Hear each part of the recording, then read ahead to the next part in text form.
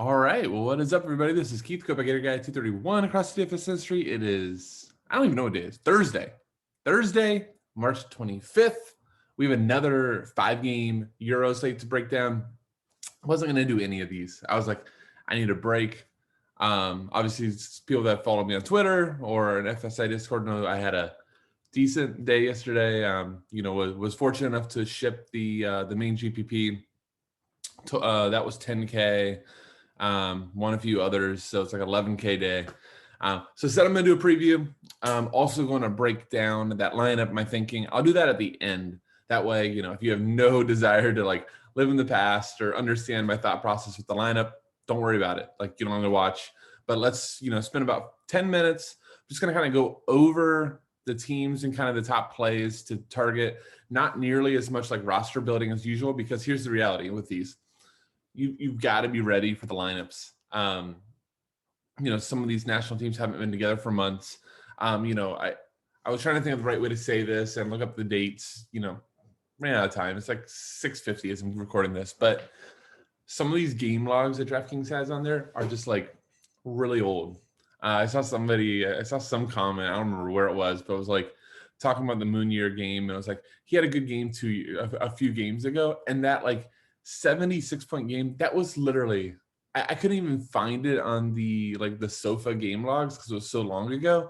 I want to say that was like 3 years ago, because Draftkings, for whatever reason, with these international tournaments, they don't go and put the Nations League scores or the friendly scores or anything like that. They literally, like, these games are the last World Cup qualifiers, so years ago. So just be careful, understand the context. Look up your own like game logs if you're wanting to see what's going on. If you're an FSI member, I've done that for you already. But if you're not a member, just know that, like, you might look at a player and it says, oh, it was like 2 months ago, 3 years ago, potentially. So just be careful with that. All right, quick reminder, bottom right of the screen is the subscribe button. Hopefully I teased you enough by now that you go, okay, this is interesting. Let me hit subscribe. It really does help. All right, let's jump into the odds. Let's look at formations, give you a few plays. That'll be the plan today. All right. Give me just a minute. I screwed up my screen sharing. It's always a good way to start when you do that. All right. Let's first go over to the odds. Let me give you just kind of an idea of what we're looking at. We have three big favorites there. All right. Which, always makes it interesting in these games. It's the balance of, do you go floor with those teams or you go upside, knowing that there's likely to be goals. So Germany is our big favorite, minus 785, hosting Iceland, who plays super, super, super defensive, 3.5 total. You got Spain as another big favorite, hosting Greece, minus 474. That's only a 2.75 total, though, so almost a full goal different. Also, Spain, not always the most DFS friendly, like short corners, not big crossers. So, with Spain, I'll go over in a minute, but you probably want to target more goals.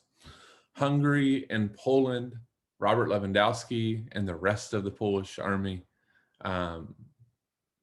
is plus 111. Look, Poland hasn't been that great. Lewandowski, I make that joke, like, he does everything for them. So, it's kind of, there's a value play I really like. But I think it's a really good spot to play Lewandowski and just hope that people are, high on the name. 2.25 total. So very, very low total. Let's find our other games here. I wish Pinnacle and Draftkings just talk to each other so we can just get all one. Italy, big favorite, minus 550, 2.5 total. And the final game is Bulgaria at Switzerland. Nope, that's the first game. Shoot, apologies. All right, there it is. Scotland at Austria, plus 127, 2.25 total. So again, you have 2 games that are low totals, closer, 3 games that are big favorites. So obviously we're going to be looking at the three big favorites. I'm just going to pull up the formations. I just kind of wanted to talk to you about what to expect, and then I'll look at the DraftKings scoring. So Spain, like I mentioned, not that DFS friendly. We're just going to cross Greece off. Maybe you do. I don't know. Fortunas is normally their set taker. Montalas could take some too. But other than that, Tsimikas is a Liverpool guy. Those three are their best players. They're just like last man in if you've got nothing else. I haven't even looked at their pricing because you're not building around them. So just let those fall. Same will be said with I don't even know who's Northern Ireland and Iceland. Like they're not going to be players that you're targeting. We're going to look at the big favorites. So for Spain, I'm going to start off with the most interesting guy. Pedro Porro has been unbelievable. He's on loan from Man City. He's been taking some sets in the Portuguese league. He's only like 4,400, defender eligible. Right back is a place that Spain does, has had Neves Navas in the past. So he's very attack-minded fullback. So I really like him at 4.4. Thiago is likely, maybe. I have to look more, but Thiago is probably the guy in corners. He's only like 5K, so he's really interesting. It could easily be Orizabal as well. He takes the majority of sets for Real Sociedad. But, in the past with them both on the pitch, I've seen Thiago take. So that's where it's tough. And here's the thing, you could get all the set takers and Spain, gets 6 corners, takes 3 of them short, and it doesn't matter anyway. So, maybe the easiest way is just to take the attackers, not worry about Thiago. That's up to you. Spain, probably of my favorites, is the least favorite. All right. Of the favorites is the least favorite. Yeah, go figure. This is what you get sub 7 or before 7 o'clock. This is what you get. All right, let's talk about Italy again. I'm not going to talk about Northern Ireland. I'll just mention, I think based on this, Kennedy would be the sets, but because he takes first club, but that's just a guess. Italy, the front three is all really in play. Insigne will take some corners. If this is the lineup, it's probably Insigne and Palmer and Emerson are splitting sets. Emerson being interesting. There's a lot of defenders that are really interesting on this slate. So it's like the exact opposite of yesterday when none of the defenders were that interesting at all. I guess Munir, but other than that, wasn't like the great defender slate. So Emerson and Florenzi both push forward. Chiesa been awesome for Juve. Immobile, one of the leading scorers in Italy year after year. Yet struggles for the Italian national team, so it could be a good spot for him to snap out of it. That midfield three, they're all less DFS friendly than they are just real life good. Nico Barrella, for a little while was a outside shot at Serie A Player of the Year this season, kind of tailed off a bit. But he'd be my favorite of the three. The other two just doing a lot of defensive work. Insigne probably though just my overall favorite play. I think he might take PKs too. It'll be either he or Mobile, but Insigne's never seen a shot he doesn't like. Also take some corners, forward eligible. So that would be my top Italy pick. Let's go to Germany if I can click right. All right, so this is the one thing this formation is wrong. Toni Kroos is out. They have plenty of midfielders that they could put in there, so we'll just have to look. They don't have Kimmich in here. It'll be Kimmich. Kimmich will definitely play in the midfield, I think. And he is probably the best overall play on Germany. He's defender eligible, again, because Draftkings has like all their different pools. So he's been midfield only in Bundesliga now for a year and a half. Yet you come over to World Cup qualifying, he'll be defender again. So he's probably my favorite play on the entire slate. So he's like 6,200. He may split sets with Sané would be my guess, but Kimmich is one of the top 5 midfielders in the world right now. So to get him for sub 7K as a huge favorite, I think is huge. I think that you're going to at least play one of Werner or Sané based on this lineups. Germany is just, I think versus Iceland just is going to pummel them. Despite the German national team struggling. I think that I want one of my forward spots from here. My other forward spot probably from Italy. I think that's kind of where my lean is right now. Philip Max, if he's playing, has been great for PSV. He could also split some sets. So your big 3 set takers could be Max, Kimmich, even though it says Kroos, and Sané. So all these guys on the left. Gnabry is going to get huge ownership because the game logs that are in here. He has like one game log. He scored 3 goals. Obviously, he's still very much in play. It's better when like it's one game log. The guy scored 3 goals, and he's terrible. Serge Gnabry, not terrible at all. So very in play. Let's go to the other 2 square games. Scotland. Their sets should be Ryan Christie. Robertson could take a few, but all depend on salary. This game has a low total, so I'm not going out of my way for any of the pieces. I'm going to get my Germany pieces. I'm going to get my Italy pieces. I'm going to get my Spain pieces, and then whatever is left over, then I can go. My favorite play in the entire game is actually probably David Alaba. He plays center back right now for Bayern. As a natural left back. For Austria, though, plays left mid, takes all the sets. He's like sub 6K, so I really like him. I think he's midfield too. Go figure, right? He's been in Bundesliga defender for ever since we've had Bundesliga, yet World Cup midfield. Sabitzer is a good player, but yeah, David Alaba is the guy to target. All right, finally, Hungary versus Poland. Hungary sets, so this is normally Sousa, we call him Sousa Naldo's team. He's not in, I don't believe. I think I saw 2 previews and I think he's injured. I think it's Kalmar. I really don't know. Austria does not have a lot of samples without Sozoblai, so just tread cautiously, but I think it's Kalmar. He's not cheap, though. Lewandowski, obviously the best player in the game. Expensive in a game with a low total.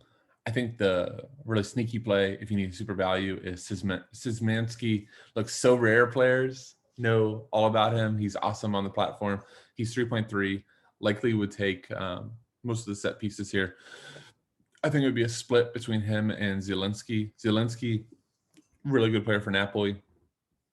The other one, I'm blanking on his name, but Placheta for Norwich could be over here instead of Jawicz. All those are good. They're all cheap, so those work. All right, let's just quickly look at the pricing. We'll play around with like some salaries. So I gave you 2. Really like Pedro Porro. Really like Kimmich. I actually think it might be a 3 defender slate. While I wouldn't suggest that in GPP for upside, from cash games and floor, I think it could be 3. I want to see if I can build with Insigne. He's by far my favorite Italian piece. And then I think let's see where Sane is, 7.6. Midfield, just curious. Torres or Zabal could easily be over Sane too. I'm just curious.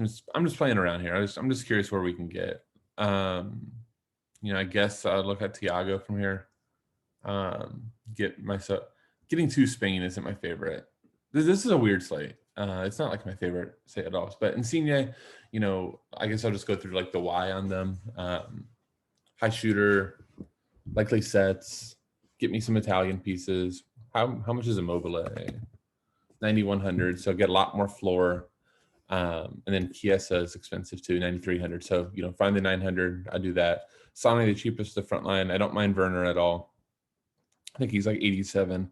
I think it's I may end up going Werner by the end of it just because I don't want to like overvalue 3 or 4 set pieces. But let's just put Sane in here for now. There's Thiago. I like Alaba a lot. Let me just see what Germany's midfield could give me. Gundogan at 5,300, I think is going to be popular. Let me just plug it even though I don't love it. So yeah, you could do something like this pretty easily and still actually have. Now I could actually, if I wanted to, pay up for Werner. Let's look at goalie real quick.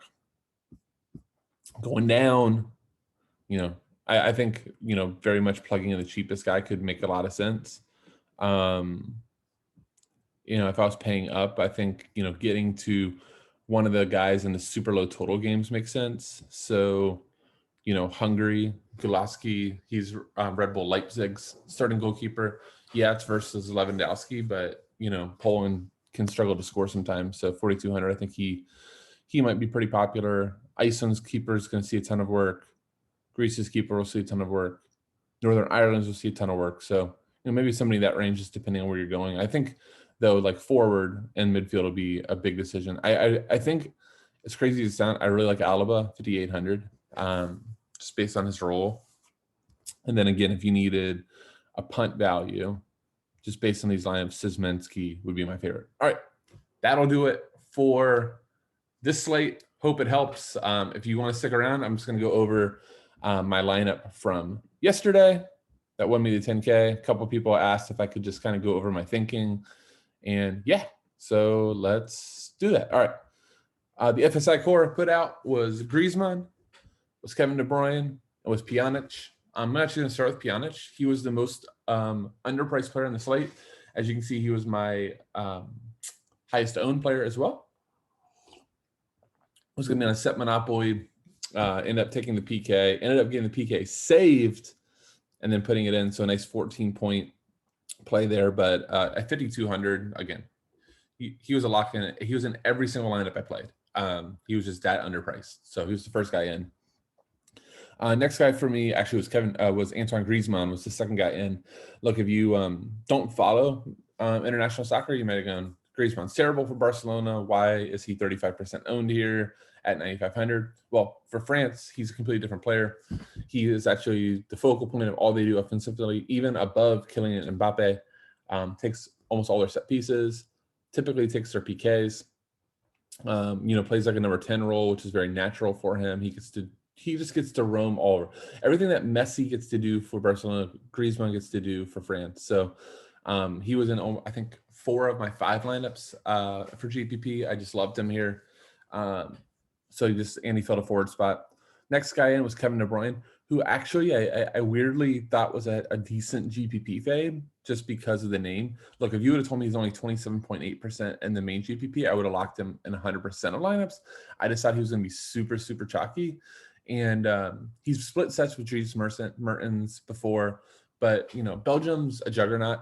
So I thought in cash, given the construction you were looking at, it just made a ton of sense to lock in Kevin De Bruyne. He was like 50% in cash, but only 27% in the GPP. Obviously, the goal was huge. Without the goal, he still gets you to around 12, which is fine. But the goal is what made him in the GPP lineup, winning lineup. He doesn't score that. He's not in the lineup. So those are my first 3. The next play for me was based off of lineups, and I gave us the choice was, do you go up for like a Tadic? I thought Ilicic made a ton of sense as like the 2 cash forwards. And then for GPP forwards, I had Lukaku. I thought Dzeko made a ton of sense. I saw a lot of people got on Pookie, which I'm jealous. That was a really good GPP play. But I thought that Dzeko made a ton of sense too, just based on this being sub 7K versus Finland. But let me just talk to you why Tadic was actually one of my, I think he was like 3 of my 5, and I ended up going him over Ilicic. You didn't see Kostic in the starting lineup, which likely put Tadic on a monopoly. Ireland isn't very good. Tadic, has been the best player in the Eredivisie League. He was phenomenal. 3 assists, 15 crosses, 7 shots assisted. So that worked out really well. And so from here, I kind of did anti-me. My next favorite play was Jan Oblok. I just thought, at the price at 4,100, I think he was like the 3rd or 4th cheapest goalkeeper. But talent-wise, he's considered by many the best goalkeeper in the world. So to get him at home at such a cheap price versus a Croatia team, which they can struggle to score, I just thought it made a ton of sense. So he was the next player I plugged in. And then this Stevanovic, I kind of looked through it, and let me do this over here. So one of the biggest things I can tell you, like if you don't learn anything else from this, hopefully this helps. One thing, I don't think I have the right guy. Yeah, I have the wrong guy. How did I spell his name wrong? Steven. Huh? That's weird. Let me try one more time. Steven. I thought it was this Philippe. What is this dude's name? See, this is it's an M. Thanks. That helps. Miroslav. Okay. There we go. All right. So one thing I do anytime a guy shows up in a lineup that I don't really know about, first thing I'll do is go to SofaScore, which is why I like SofaScore, because you can click on the player, whether you're in your app or you're on the game, and it pulls up, if they're in a league that has Opta scoring, it pulls up the logs. So first thing I do is I go here, when you see like green, that's a good sign. It's, Sofa, rewards a lot of the same stuff that Draftkings rewards. So it's a good sign. So I just will go and, click on, the games. And I just want to see what the player does for his club.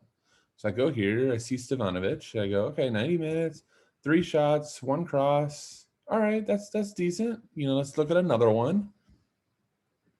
And you just start trying to get a feel for the player. We don't get to watch all these games, but when we get logged, we get a feel for the player. All right, 5 shots, 11 crosses.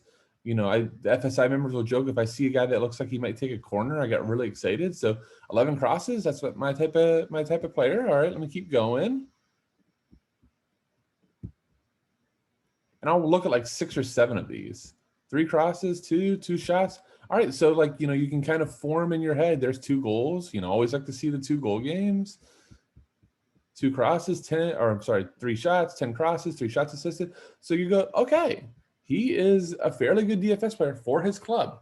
He had not played for Bosnia, so there was no like fully understanding of what he would do for them. But we know the player profile fits. He was 3,400 when I plugged him in. I had a little bit of money left for defender. So this Balkovic, I want to show you what I saw on him too. He did not play that well. But I was actually really excited for him when I started looking and researching. Balkovic. I think Yuri. Is that it? Is that you? Yeah, that's him.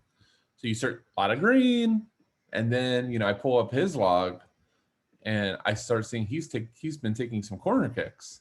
5 crosses, 3 shots assisted. Come here. More corners. Love the corner shading. 10 crosses. You get the picture. So, and he was sub 4K. There's a little bit of correlation with my Jan Oblok pick. I get a clean sheet. If Jan Oblok gets a clean sheet, I get it with him. And then Matvienko, I thought it was going to be a fullback for Ukraine. He was 3K. The other 3K choices were all not great. Matvienko, I was like, okay, he plays for Shakhtar. He's played in the Champions League. He's done okay there. Played left back for them, so I'm like, okay, I think he'll probably play left back for Ukraine. Plays, left-sided center back. Got really lucky to get 6.54, and that's the lineup. So, if you take nothing else from the learning of that is, some of, especially these like World Cup qualifiers, do a little work. You see a surprise guy, just click, use SofaScore. I like Sofa, even though it makes a mistake. Use SofaScore, click the player, and just try to understand how he plays, and just do understand that how he might play for the national team might be completely different. You might not get the same player, but at least know the player profile, what the guy likes to do, and maybe it can help. All right, what that'll do, that helps you. Thank you for watching. I don't know how long this will end up going. I think close to 30 minutes. So, yikes! But hope you enjoy it. Thank you all so much again. Once again, Keith, aka Gator Guy 231. See you.